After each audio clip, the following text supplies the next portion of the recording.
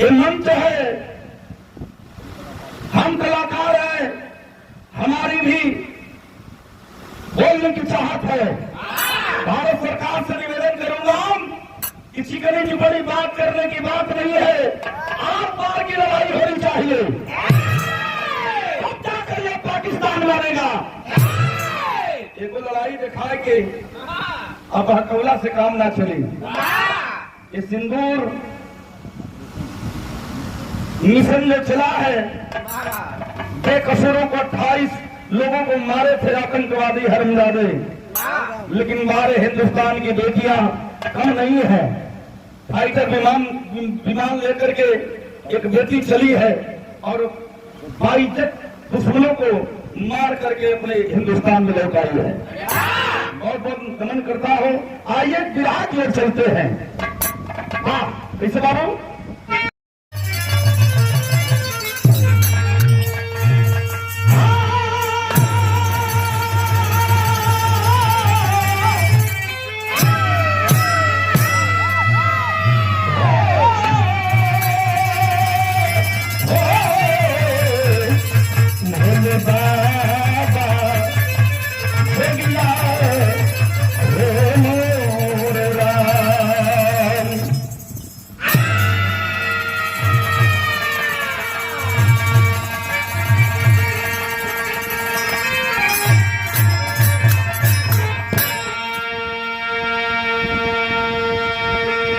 चार लाइन उन वीरों के लिए है जो अपने मातृभूमि के लिए हंसते हंसते गर्दन कटा देते हैं। कहना है मेरे बाबूजी कैसा?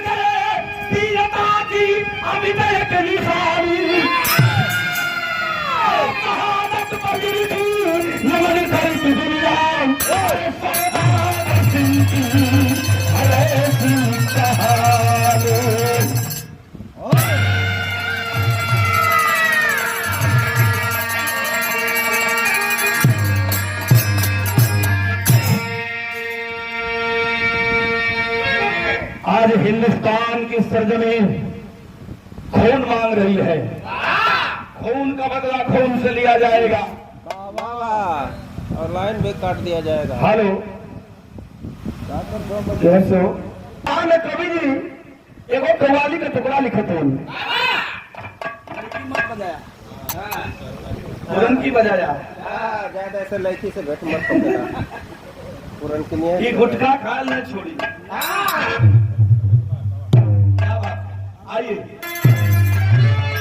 अपने जवानी के आलम में स्वर्गीय रामदेव गुरु जी उठा के गाँव है, तो स्वर्गीय बुल्लू गुरु जी चुआ के गाँव है। रामदेव गुरु जी कैसे कहें बाबू?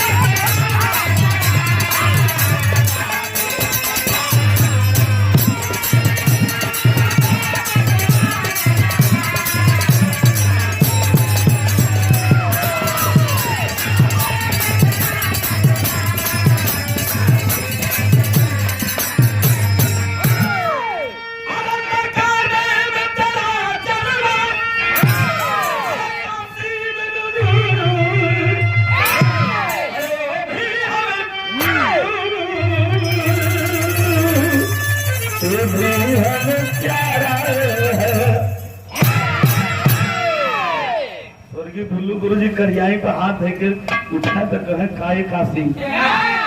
चाप देव कहा काशी गुरु जी कहे ताप ताप चुहा के कहे स्वर्ग के गुरु जी। अंशिका जी आपका ध्यान किधर है? आपका हीरो इधर है। इधर है इधर है। वाह वाह ध्यान इधर है। ये ध्यान क्या बात है? कैसे कहा?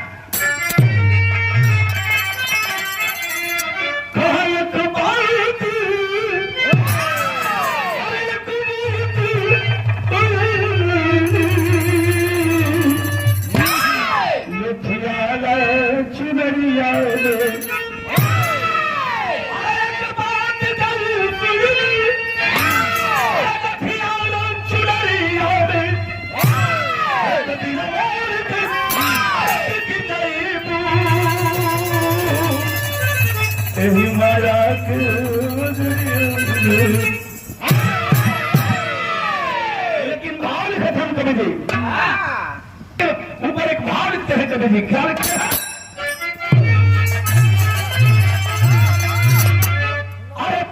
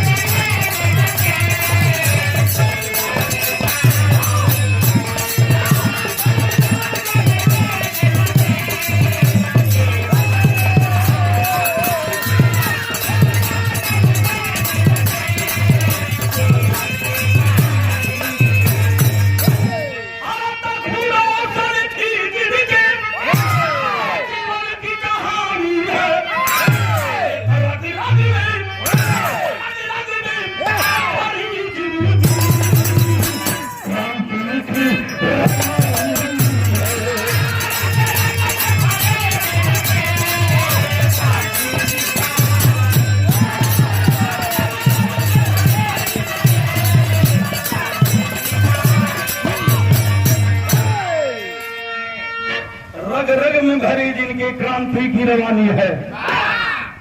हमारे मंच पर मंचासीन है हमारे बचपना रहल प्यारेपुर में जा हमारे बिहार के सुपरस्टार कलाकार गंगा लाल यादव जी बचपन रहल हम बिहार इनकर जमीन को बैठ के सुन ले वाले बिहार में तपा के रहा हमारे गंगा भैया का बीड़ी का फैक्ट्री भी रहा। और बहुत काम करता हूँ नमन करता हूँ बीड़ी का फैक्ट्री भी आज भी है आज भी है ढोल अच्छा हमन को नाम मिले और बाबू बहुत पिए मंडल पी जाला कहीं जन्मा बनावा है बढ़िया बनावली मछलियां सब। ये भैया कहानी का शुरुआत हो गई।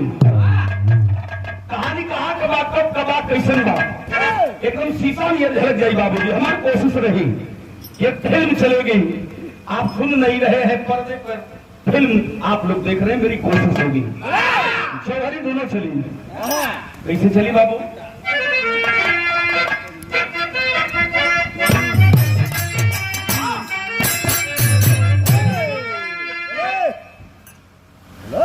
आइए अरे कमी से तुम्हारी नहीं वाली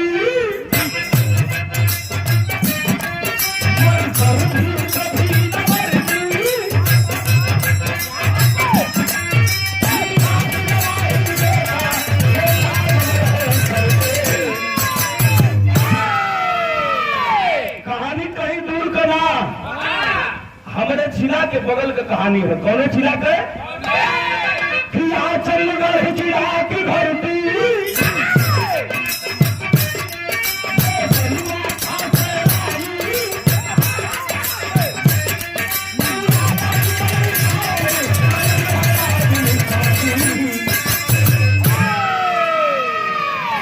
यही जौहरिया के रामदेव गुरु जी तनी उठा के कहा कैसे कहा?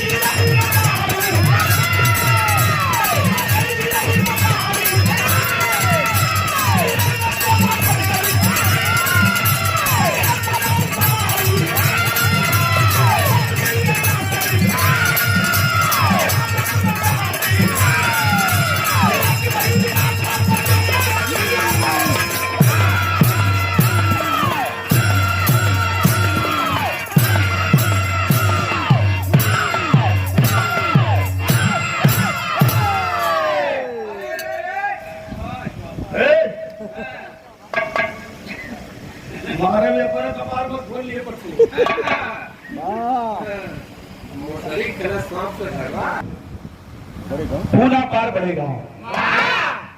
वही का रहे वाला परिवार का मुखिया, गरीबी है, किसानी कही के अपने परिवार का परवरिश करते रहे बाबा और माई बाबू के बचपन में मर गए लगन, सहारा केहू नहीं रहल।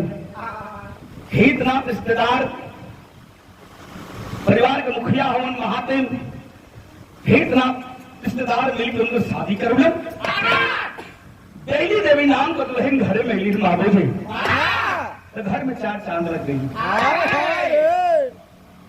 ए भैया दो प्राणी का मिलन भल तो बड़ा खुशी जिंदगी खुशी खुशी निकल खुशी का जिंदगी तब्दील हो गई।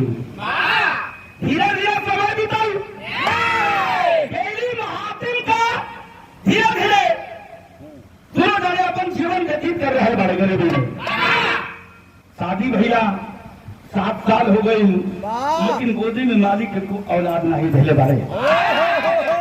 अच्छा तो ये देखे क्या सुने के मिलेगा। कैसा साल हो गल बिया भाई अच्छा तो शादी लड़का लेकिन का हो जाता, अगर 2 साल बीता था तो लोग यह का ये दोनों का करत हो। हमरा रिजल्ट ना सामने है। कोई रिजल्ट सामने नहीं आ रहा है। हमारे तो पूछता है जा अच्छा तो 7 साल बीत गए, बेली के महातिन को शादी भइले, 5 बरस के लोग बहना मरता की बाधी नहीं हो लगा थे करे बोझ में करे कोख में मालिक संतान ना लिखले हवन विलक्षणी है।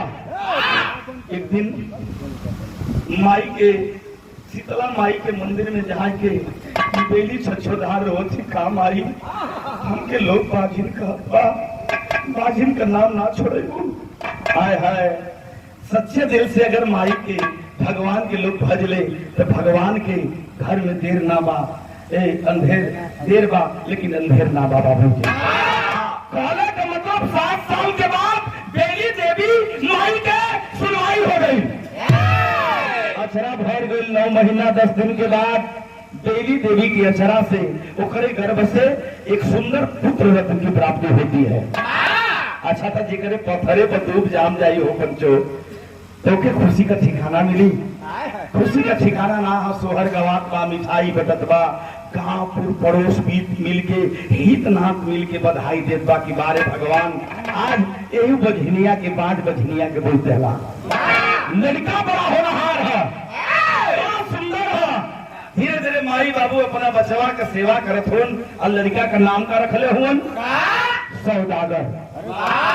अच्छा तो ये देखे के मिलला सुने के मिलला बाबूजी कि जेकरे लड़का चाहे कौनो संतान बहुत दिन के बाद होला तो लोग नाम रखला रच के, केहू रखला लेढ़वा, केहू मंगरुआ रख देला, केहू बेचुआ रख देला, केहू कटुआ रख देला। हाँ अच्छा तो माई बाबू नजर न लगे बाबू के सौदागर ओकर नाम रख देलन।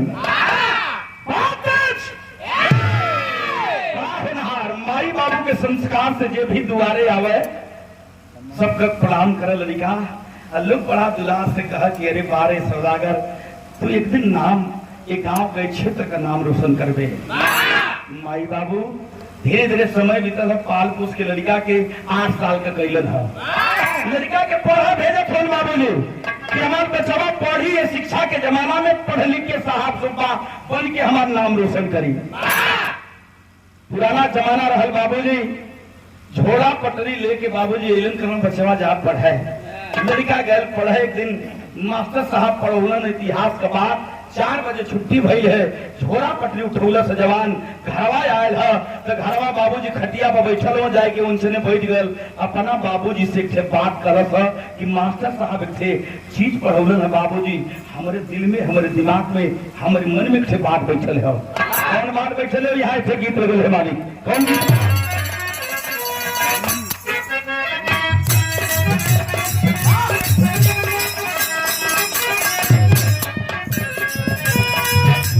देखा बड़ी पटाखा गीत है।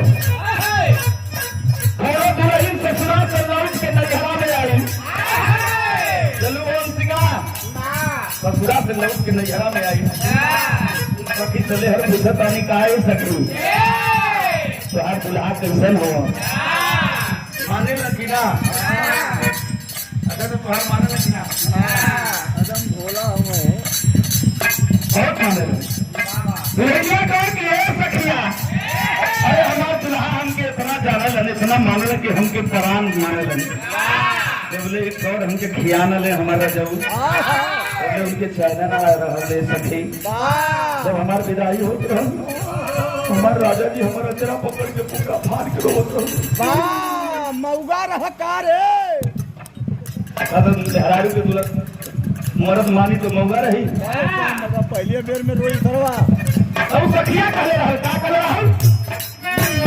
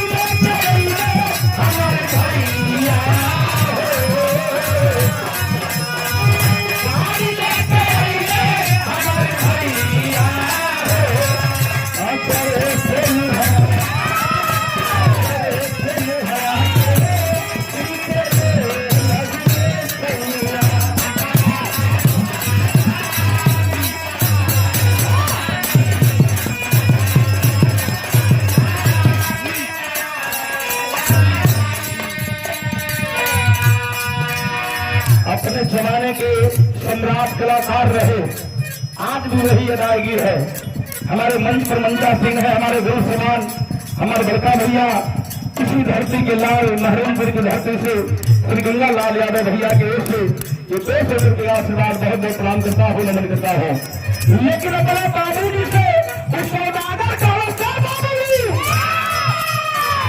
आज हमके मास्टर साहब का हुआ बड़ी कुर्बानी के बाद देखा लड़का 7 साल का ऊपर बड़ी सोच है बड़ी कुर्बानी के बाद 10,000 है मास्टर साहब बतौलन तो ये दादे दो हम पढ़ लिख के हमारा मन है कि हम देश का फौजी बनी और देश का फौजी बन के हम अपने भारत माई का रक्षा करी अपना बाबू जी से कहता हूँ लड़का कहता कैसे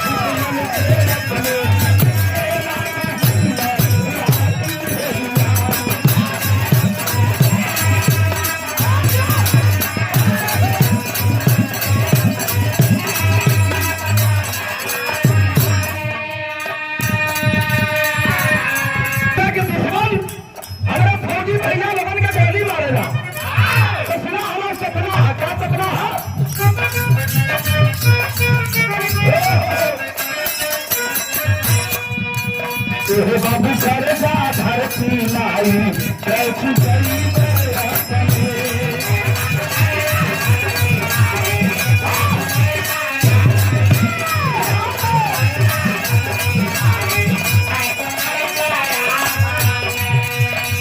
बाबू का मना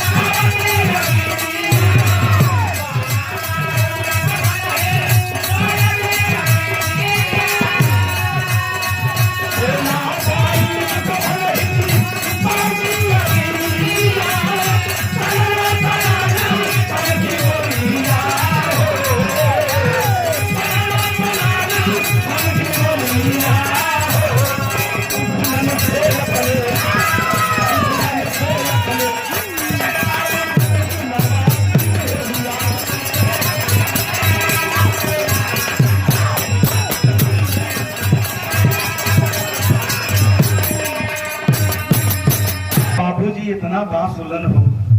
देखा कौन पिता अपने बेटा के खुशी खातिर अपन कुर्बानी ना करेला। बेटा कितना कपूत होला, लेकिन पिता की सोच रहती है हम मरइयों में रहे, लेकिन हमारा बच्चा महल में रहे। वो पिता की सोच होती है। अपने बचवा 7 साल के सौदागर का बात सुन के बाबूजी के आंख से आंस बहकर आ गई। कम बारे बचवा, तू बड़ा ऊंची सोच वाले वाले। अच्छा तोर मन है फौजी बनेगा? हाँ बाबूजी, हम फौजी बनब, फौजी बन के अपने भारत माई के रक्षा करब, दुश्मन के छाती के फाड़ दे।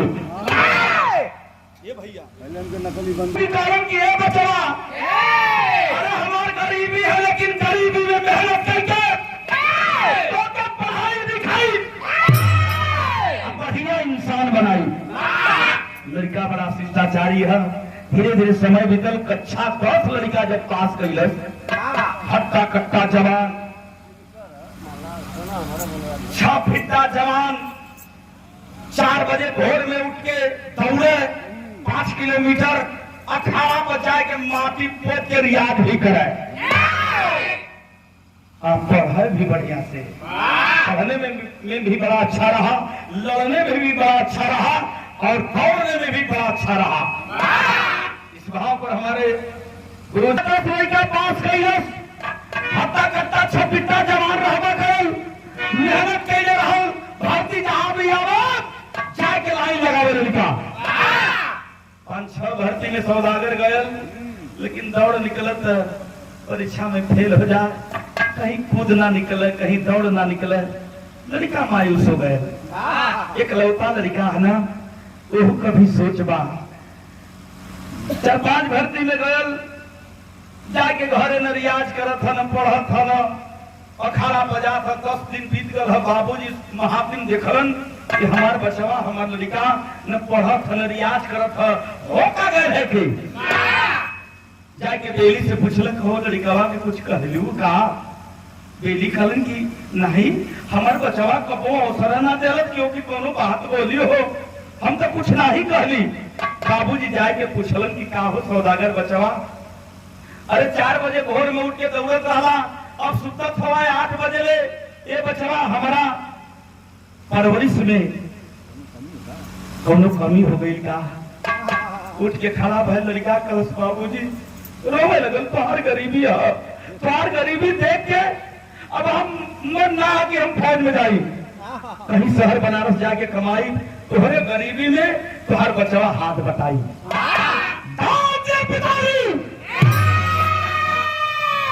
बचवा हम जिंदा है रे, तोर बाप जिंदा है, तोर उमरिया कितना है पगला, तैयारी कर। हर पिता अपने बेटे की खुशी के कारण अपनी खुशी कुर्बान करता है।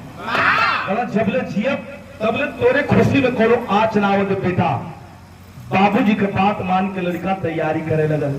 5-6 महीना बीतल है, तबले एक दिन सौदागर का मम्मा जेकर नाम सदुली है, लेके 2 आदमी ने द्वारे बैठलन। अइल है महातिम कहलन कि अरे हितऊ कैसे आवन भयल? कहलन कि सदुली कहलन पहुना प्रणाम। हमारी और कैसा नहीं इसे देखा होगा। सौदागर का बाहू करना हो चतुरी के कहा कि ठीक बा, और जब ठीक बा तो ठीक बा, यही दोनों जाने के है। कहना कि लिया ले लाई, ये 2 जाने के कुछ बात है। कहना दाना पानी करा, कहना दाना पानी ना करब। ये भैया के कोई लड़की है, बड़ी पढ़े में बढ़िया है, बहुत शिष्टाचारी है, बहुत सुंदर भी है। हम सोचली, हमसे कहलन कि कोनो लड़का बताओ, तो हम चली हमारे बहनवा से बढ़िया कोनो लड़का ना है। कोई बहनवा के बियाह करे, इनके लिया नहीं, इनके लड़की है, बियाह हो जाए तो ठीक है पहुना। महातिम की अरे मर्दवा तुम बदतमीज आदमी हुआ कि आदमी हुआ? अभी लड़का तैयारी करे तो पढ़ा तो तबले कर बियाह कर गई। उठना चतुरी जाए लगना, कहलन मर्दवा बड़का लड़का वाला भलवा हरी। कहना रुका रुका, ये हितऊ नाराज हो गया, तोहार बहने हमार लड़का है, तोहार बहने तो तोहरो हक हो।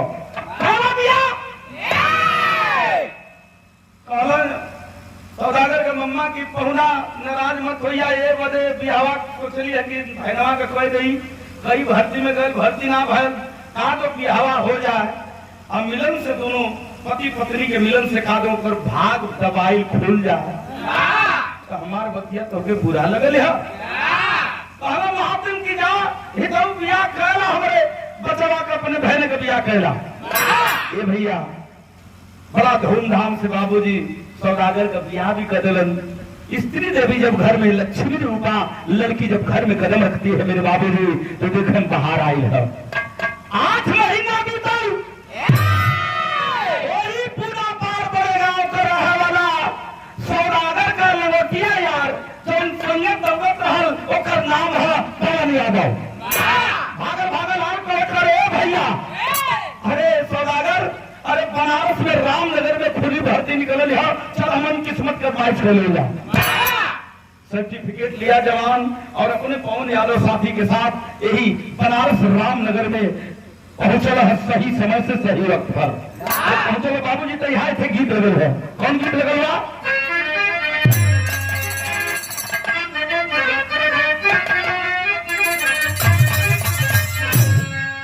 ये बड़ी पुरान गीत था लेकिन एक लचक आज भी ताजा है। स्वर्गीय रामदेव गुरु जी का है कि गोरिया मुश्किल वो गोरिया मुश्किल भगीनो तेरी गली में तेरी गली तेरी गली तेरी गली तेरी गली मजा बड़ा हो तेरी गली में। अच्छा तो बुल्लू गुरु जी उठा हम तो देख ले ना रही शिवजन चाह लेकिन कैसे सभा में सुनी ला हम जब विराह सीखा लगली तो गुरु जी लोग ना रहलन हम देखले ना रहले। स्वर्गीय बुल्लू गुरु जी मचल के कहा अब पीस के कहा कैसे कहा ओ निकदा सपने तेरी गली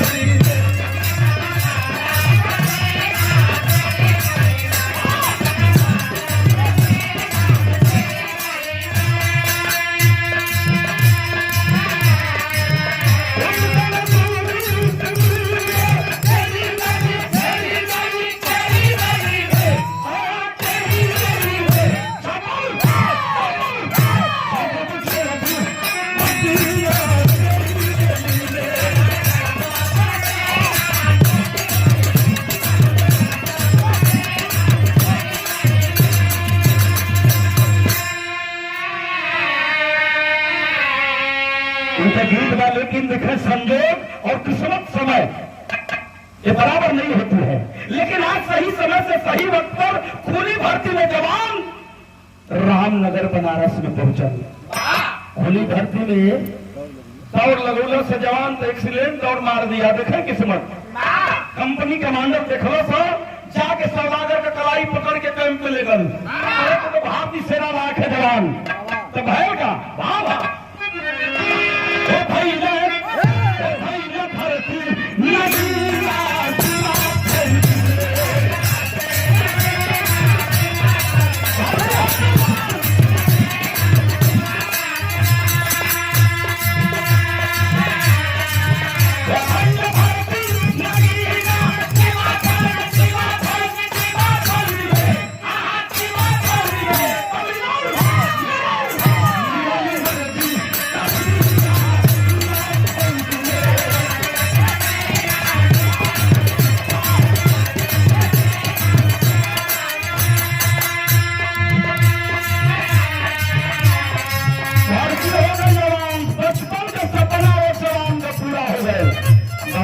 बाकी है भगवान हमारे सुनवाई करेगा। हम भारतीय सेना के फौजी हो गए।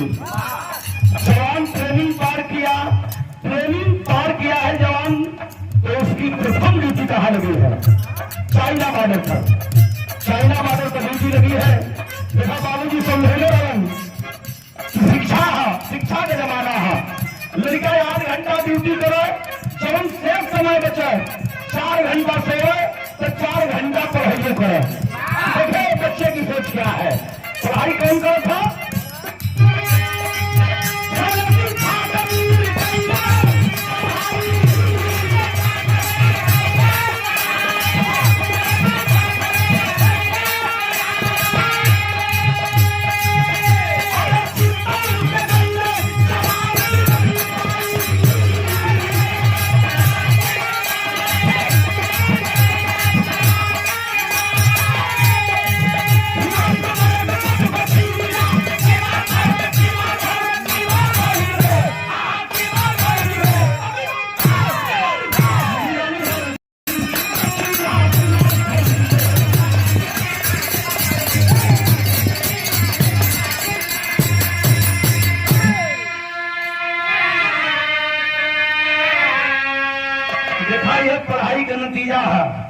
लड़का सैन्य शिक्षा की पढ़ाई किया और परीक्षा दिया चित्तौड़गढ़ राजस्थान में।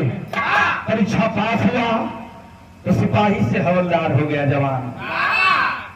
पुरान जमाना रहल बाबूजी, उस समय मोबाइल का जमाना ना रहल। चिट्ठी अपने माई बाबू के लिखत हम माई रे तोर बचवा सिपाही से हवलदार हो गई। बाबूजी तोर नाम हम ऊंचा कर देली, हम हवलदार हो गई। बाबूजी के हाथ चिट्ठी आयल है। चिट्ठी पढ़ के बाबूजी से कलेजा से लगा के करम भारे बचवा तोरे सोच के तोहार पिता सलाम करत हो। धीरे धीरे समय बीतल हुई। चाइना बॉर्डर पर जवान ड्यूटी दे रहल बा बाबूजी। एक दिन खुफिया एजेंसी से बात मिली, हेडक्वार्टर से खबर आती है कि सौदागर फौजी जवान पता चला है कि कटबंधा काट करके चाइना के कुछ फौजी हमारे भारत में घुसने वाले हैं।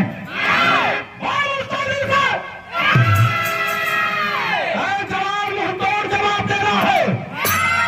जवान इतनी बात जब सुंदर से फौजी जवान कहलस की किसकी मजाल है, किसकी मजाल है जो छेड़ दे दिलेर को, किसकी मजाल है जो छेड़ दे दिलेर को, इसमें कुत्ते भी काट लेते हैं शेर को। ये साहब 100 दुश्मनों पर हम भारी पड़ जाएंगे, 10 जवान 100 दुश्मन पर भारी पड़ जाएंगे। जवान चलो है बम गोला बारूद लेकर के। जरा गौर करिएगा, बेला कौन रहा उससे बच्चन चचा 1962 की बेला है। हमारे देश के पास मिलिट्री के पास केवल राइफल रहा और राइफल लेकर के जवान चला है। तो यहाँ तेरी के भाव लिखलन जवान।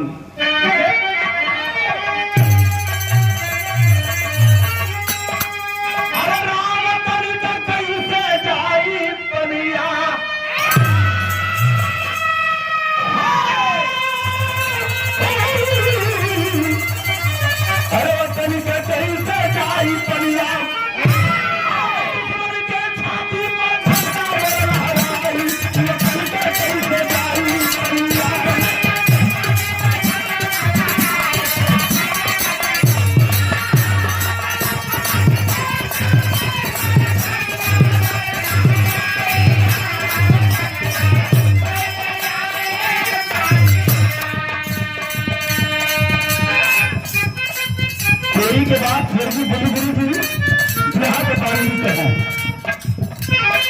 आपको विजय बाबू बिहार कहीं कहीं ऑर्केस्ट्रा में बदल गई है, लेकिन बिहार कहीं पानगी है।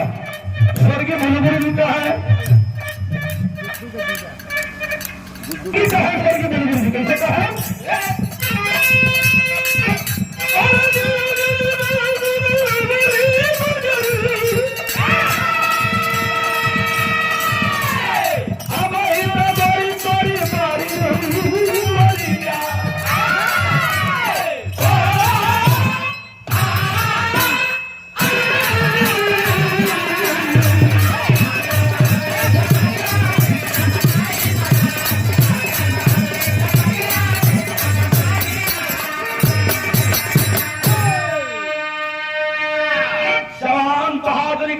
कहा कि जवानों चलो कटबंधा साला काटेगा, हम उसको भुजड़ी काट करके विभाजित कर देंगे दुश्मन को।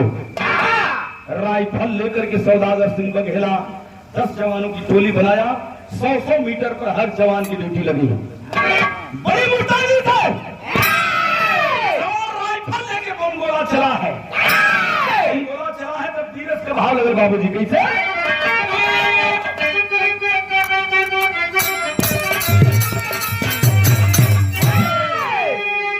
गीत गवाले कई जिला से चले ले, कैसे गवाले।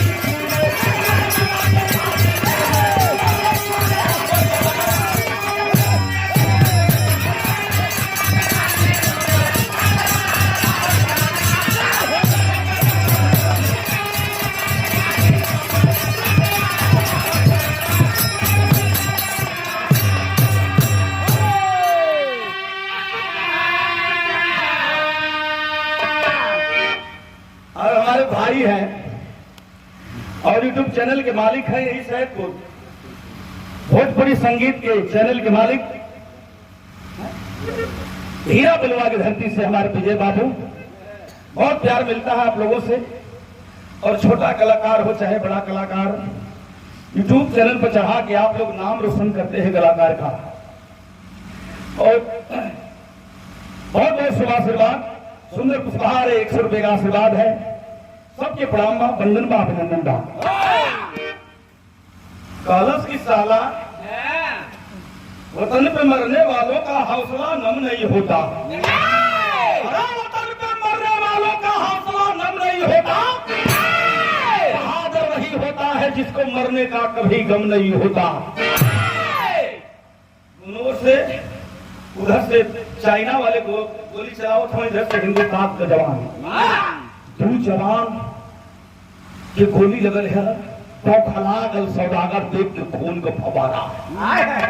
ये भैया पौखला गया जवान और राइफल लेकर के कूद गया दुश्मन के सरहद में। यही राइफलवा से तर गोली चलावा था, 5 जाने के मौत के घाट उतर। राइफल में गोली खत्म हो गई, वही राइफल में जो संगीन लगल है दुश्मन के पेट में घोपे और पटक के सीना पर चढ़ के मोड़ तोड़ दी। एक एक करके स्पाइडर मैन की तरह जवान 11 दुश्मनों को मौत के घाट उतार दिया। और जरा यहाँ 1 मिनट समय ले आप लोगों का, हमारे देश में 1962 में राइफल रहल और 1962 में चाइना के पास SLR हथियार रहा। हिंदुस्तान से बड़ा हथियार चाइना के पास रहा। लेकिन हमारे देश के जवान कहे कि कितना हो बड़ा यंत्र बना रहे चाइना, लेकिन हमारे हौसला के सामने साला फीका है। 11 दुश्मन के मार के और जितना रहा सैनिक चाइना का भाग देने साला हिंदुस्तान का यह जिगर वाला है। वहां के सारे लंबे से देखो तो सबले जवान हो SLR हथियार रहल, पापी दुश्मन का बोझा बना के एक कान्ही पर लाद के जवान दौड़ करके अपने सीमा सरहद में प्रवेश कर गया। कंपनी कमांडर जब देखलस भाग के आयल, अपने भैया अपने फौजी के गले लगा के रोए लगल, कलस भैया हम तो जानी कि तू देश के खातिर शहीद हो गया। कहा हंस करके वो सौदागर सिपाही की नहीं रहे वतन के रखवाले, मैं दुश्मन को उसके घर में घुस करके मारा। ये साहेब, ये कमांडर साहब, हम दुश्मन के मरली मार के ऊपर हथियारों लिया ढीला। अरे बाप रे बाप, 11 SLR हथियार जब देखलन कंपनी कमांडर अधिकारी लोग कदम के 12 सिपाही, तेरी बहादुरी को मैं सलाम करता हूँ। ये बतिया जंगल की आग की तरफ पूरे भारतवर्ष में फैल गई। उत्तर प्रदेश से फौजी जवान दुश्मन को मारा, उसका हथियार छीन करके इंडिया को दिया। ये भैया 1962 में इस देश के प्रधानमंत्री कौन थे? पंडित जवाहरलाल नेहरू। इस देश के प्रधानमंत्री हुआ करते थे मेरे बाबूजी। ये खबर प्रधानमंत्री पंडित जवाहरलाल नेहरू के लगल कि एक हिंदुस्तान का फौजी और चाइना को उसके सीने पर चढ़ करके अपना तिरंगा झंडा लहराया है और हिंदुस्तान को SLR हथियार भी दिया है। तो मैं उस जवान को देखना चाहता हूँ, मैं उस जवान को गले लगाना चाहता हूँ। जरा सपोर्ट करिएगा, पढ़े लिखे लोग बैठे हैं। अब के प्रधानमंत्री में और तब के प्रधानमंत्री में कितना अंतर है? अब के प्रधानमंत्री देश के जवानों के कफन के साथ राजनीति होती है, और उस समय के पंडित जवाहरलाल नेहरू कारण कि मैं उस जवान को देखना चाहता हूँ जो जवान हमें गौरवान्वित किया है। सीमा सरहद पर एक सभा बुलाओ गए, एक मंच लगल और सामने सारे फौजी जवान बैठे हैं और आगे बैठा रहा अपने साथियों के साथ सौदागर सिंह फौजी जवान। तो यहाँ को गीत लगल है बाबू, कौन गीत बा?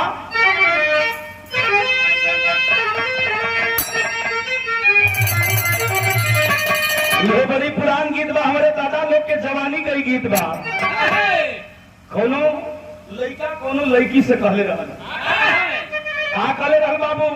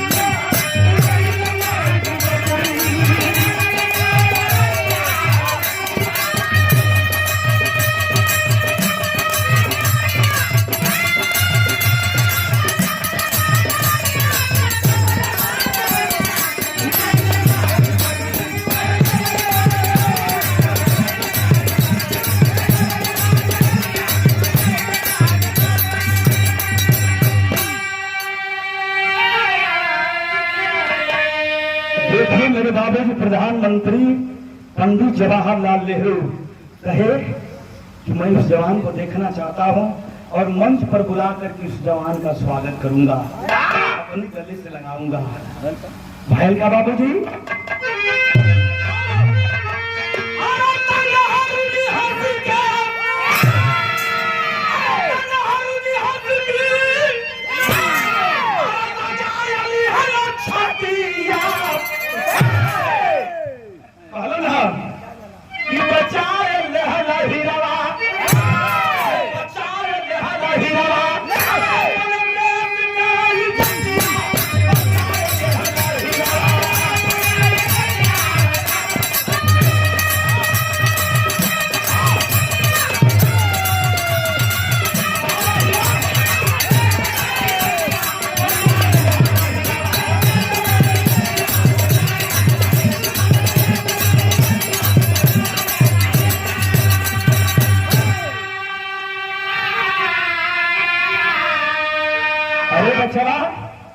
कहो प्रधानमंत्री जी गले लगाए हैं लड़के को, खुशी का आंसू टपक पड़ा जवान के आंखों से।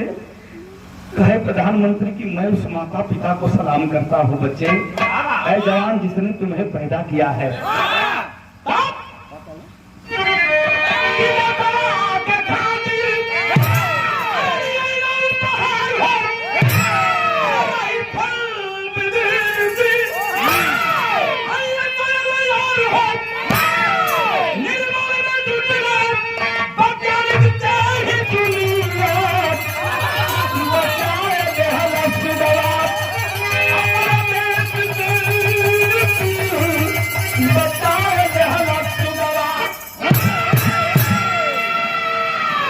निर्माण में हमारे देश का वैज्ञानिक लग गई लड़ी, तब से हमारे भारत में भी SLR हथियार बनने लगा मेरे बाबूजी। मतलब SLR का फुल फॉर्म है सेफ्ट लोडिंग राइफल।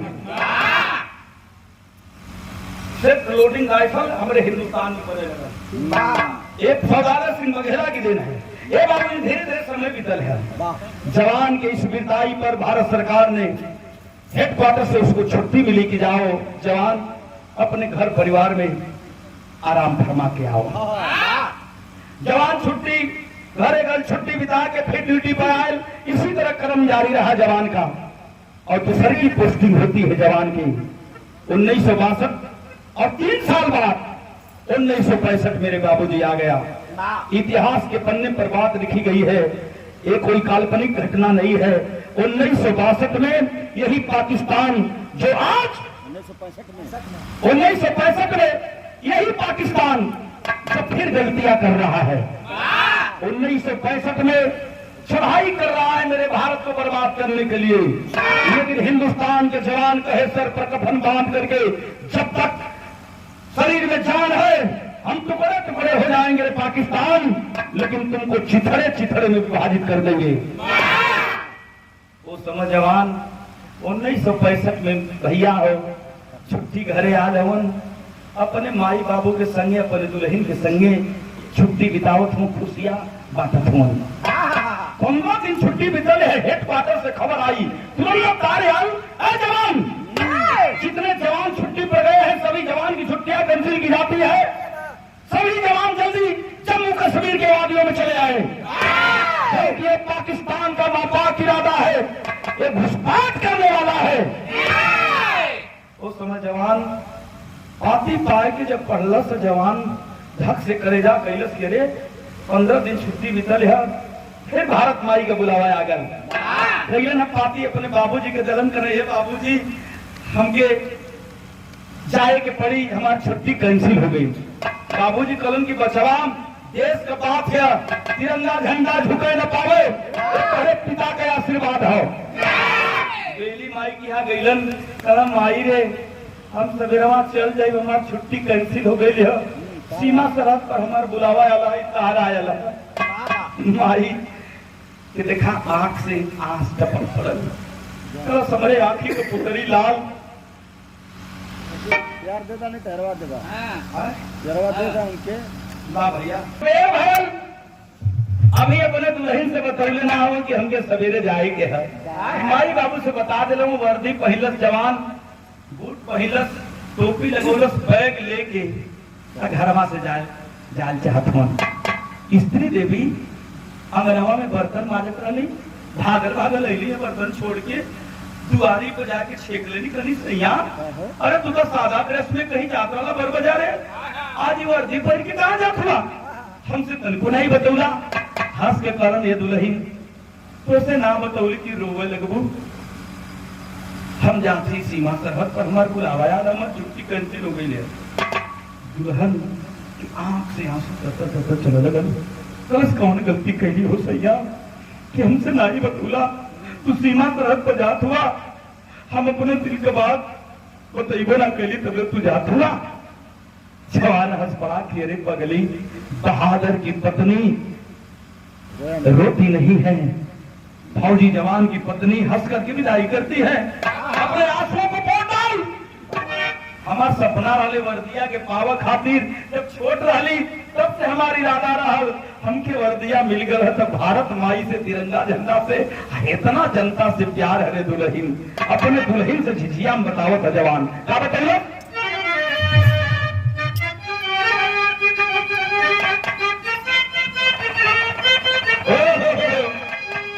यह कारण है फौजी जवाना करे दुल्हन से हो करेगा फट जाई बाबूजी। क्या करेगा?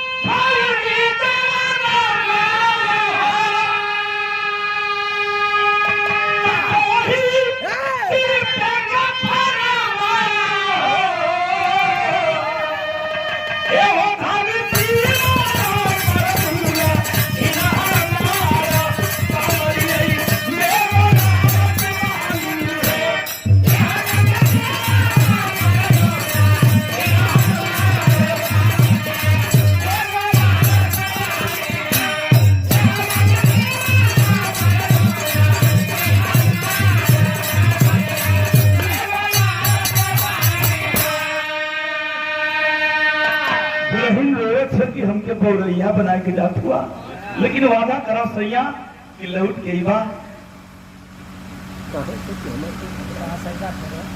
काश अइबा लौट के जीत के लड़ाई। हम अपने दिल के बात तोहरा से कहो। कहली हर एक बात का कहली है दुल्हन, अरे मगिया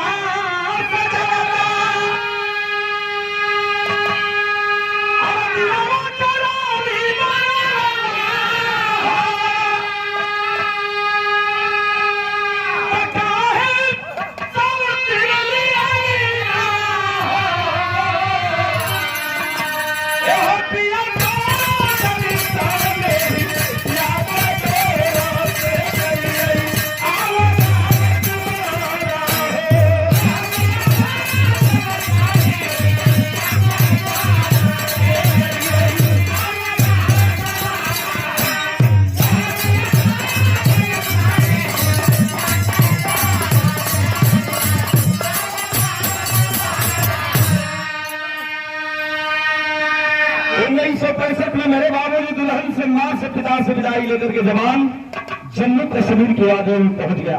हेडक्वार्टर पहुंचा। हेडक्वार्टर पर पहुंचा है, बम गोला बारूद लेकर के अब दुश्मन से लड़ाई करने के लिए चला है। मेरे बाबूजी दूसरी लड़ाई पाकिस्तान से लड़ने के लिए चला है। तो यहाँ पकड़ के भाव लिखे उनको तरीके से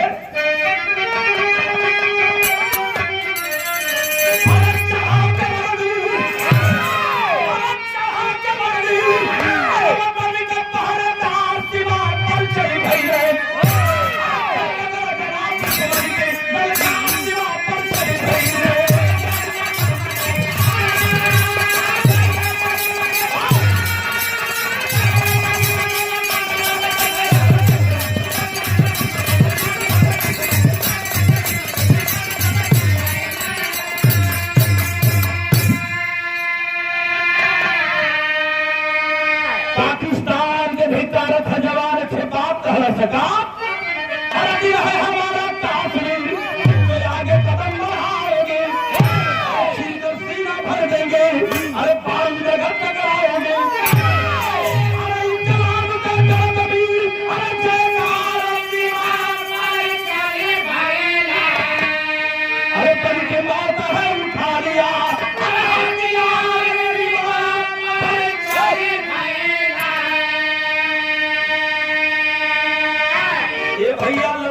लग गई बा। पाकिस्तान के तरफ से और भारत के तरफ से दोनों ओर से गोला बम बारूद चलत हो 1965 में मेरे बाबूजी दोनों से लड़ाई लगली है। जवान बड़े मुस्तैदी से लड़ा और 2500 दुश्मनों को मार करके अपना तिरंगा झंडा अपने भारत की धरती पर लहरा रहा था, खुशियां मना रहा था और दुश्मन पाकिस्तान को धिक्कार रहल बा। आल्हा का भाव है बाबूजी कैसे?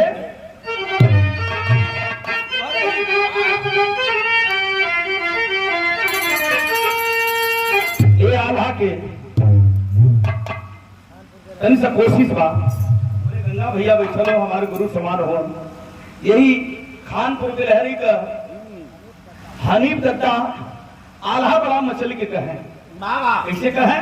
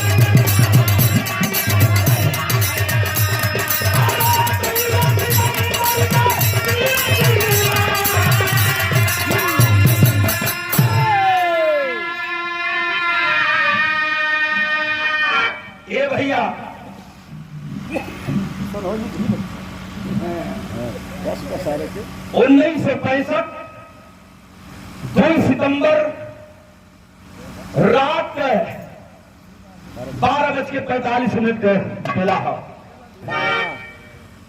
बाबूजी 25 दुश्मन के मार के जवान तिरंगा झंडा लहरा रहल बा। तो आप लोग देखते हैं कि पापी दुश्मन यह पाकिस्तान इसका नापाक इरादा है। आज भी देख रहे हैं आप टेलीविजन पर और पेपर पत्रिका में भी देख रहे हैं कि आज देश का हालात क्या है। जंग लग चुका है, जंग जारी है, सिंदूर का बदला सिंदूर से लिया जा रहा है। हमारी सेना को अगर फूल छूट दी जाए 4 घंटा नहीं लगेगा, नस्तानाबूद हो जाएगा यह साला पाकिस्तान। नक्शा में खोज लेना मिली।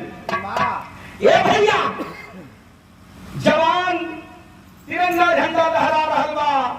एक दुश्मन देखा है सरहद के उस पार से, झाड़ी में छिपा है, देखा है कि अरे यह जवान मुस्तैदी से इंडिया का लड़ा और हमारे 25 जवानों को मार डाला। गन की पॉइंट किया है उस सौदागर फौजी के जवान के सामने और टाइगर घोड़ा दबाया है, सनसनाहट गोली बाबूजी आई है, सौदागर के कलेजा के पार कर गई। आराम से धरती पर गिरा है फौजी जवान। जितना फौजी जवान रहलन कि हमारे भैया के गोली लगल है, भागल अलन एक गोदी में उठा के कुल जवान कहथुन भैया तोहार इलाज मिलिट्री हॉस्पिटल में ले जाके करावल गई। जवान कहा भैया समय ना आओ, समय ना आओ। ए भैया ये जवान हाथ जोड़ के निवेदन करे था कि गर्दन कट जाए लेकिन दुश्मन के सामने गर्दन झुकना नहीं चाहिए मेरा।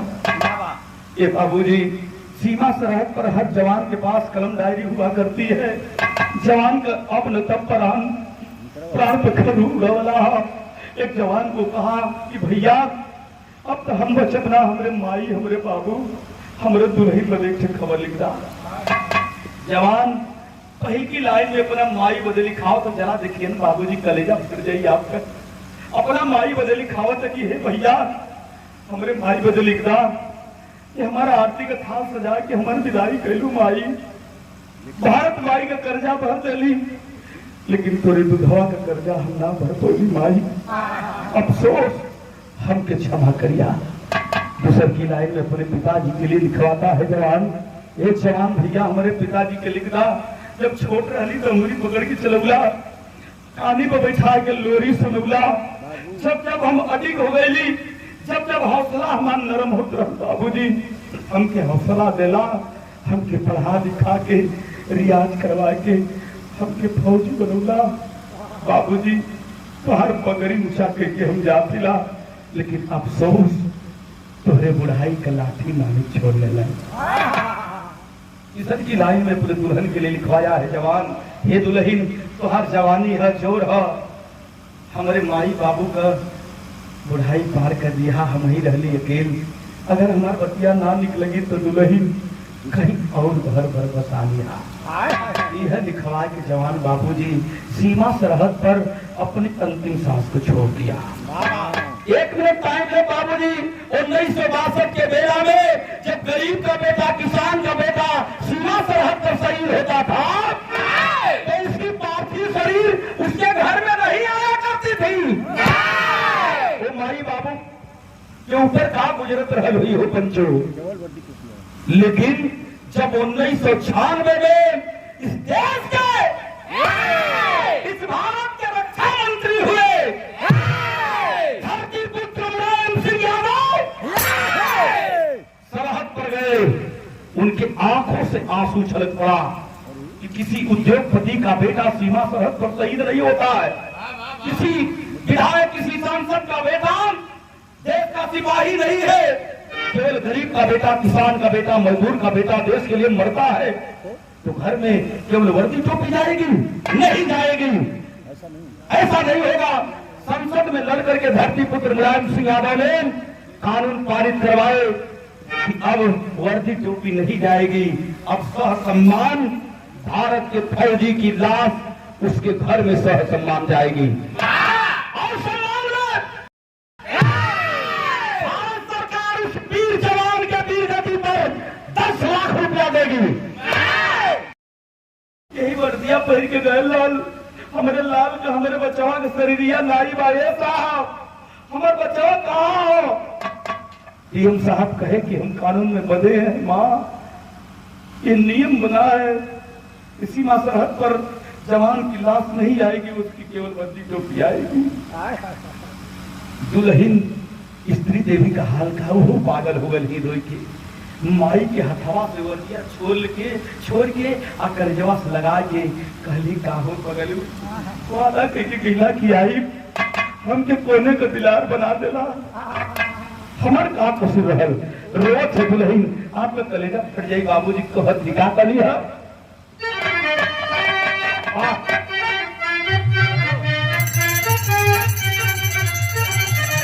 रोज की दुल्हन वर्दिया लेके कलेजा से लगा के यह कहली है का सजनवा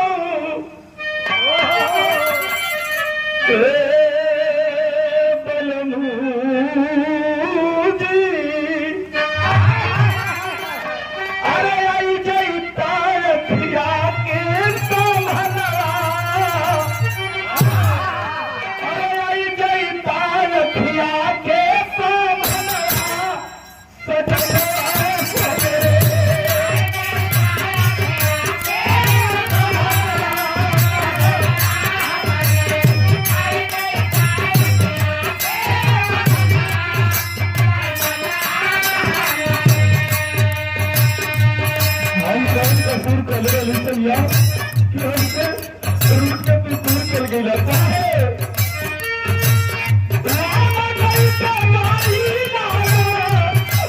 के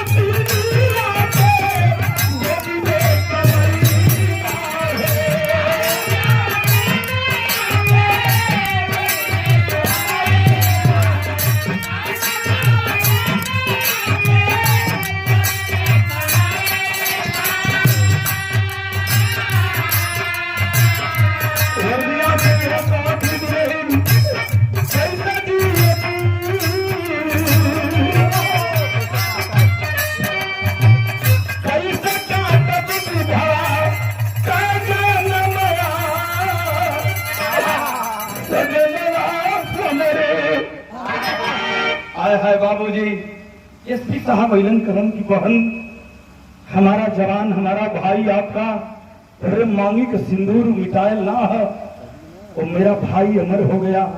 उसका नाम इतिहास के पन्ने पर स्वर्ण अक्षरों में लिखा जाएगा। डीएम साहब कहे कि अगर हटावल ना जाई, ये ताबूत की भर दी तो परिवार रो के मर जाई। कोई घाघरा नदी के किनारे बाबूजी लोग पुतला बलूलन 6 साल के ले गिलन घाघरा नदी के किनारे, वो वीर सपूत फौजी जवान का अंतिम दाह संस्कार कैलन।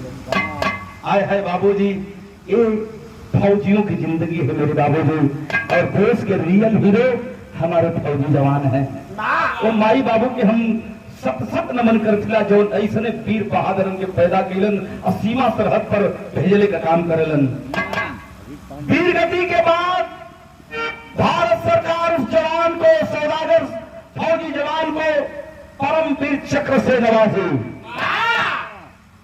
1965 के मेला में मेरे बाबूजी आज भी पूना पार बड़े गांव में आप लोग जाइबा तो आलीशान मूर्ति बनी है, भव्य मूर्ति बनी है उस जवान की, सौदागर वीर बघेला फौजी जवान की। और मार्च महीना में मेला लगता है, शहीदी मेला लगता है। नर नारी बच्चे बूढ़े जवान सब लोग जाते हैं और उस जवान को सल्यूट करते हैं। आखिरी लाइन है कैसे बाबू,